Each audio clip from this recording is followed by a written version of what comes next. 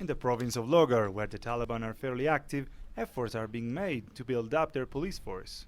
As NATO is handing over power to the Afghan National Security Forces, here in Logar the Czech troops are making a difference at training the Afghan police. The Czech provincial reconstruction team has been mentoring Afghan police since 2008. In this course they get the main or the basics experience, and in their police practice they can get other they need.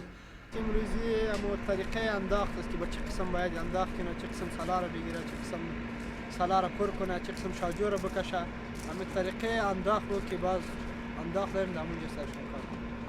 خوش هستیم به خاطر که یک چیزی از ما یاد میگیره و یک از صحابی ما میشه و دیگر طرف که یک چیز را یاد بگیره به خاطر که یا بسیار امرای صلاح یا معلومات کافی نداره. از این خاطر چیزی که ما یاد داریم برایشان پیش میکنیم تا که جور شود.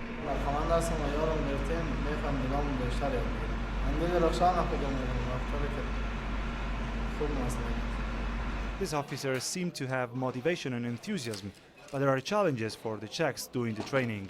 The problem is the literacy of the members of ANSF. I hope after our course some of them are ready in their heads or hearts. در تراغلی دی وطن خدمت تراغلی دی خپل خلکو خدمتګاری دی وطن خدمتګار. Building trust between foreign soldiers and Afghans is one of the key goals of the counterinsurgency strategy pursued by coalition forces.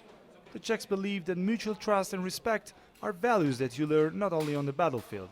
Every evening we are playing with them volleyball with the instructors, and they are trying to speak with us Czech, and we are trying to speak with them in Pashto Dari.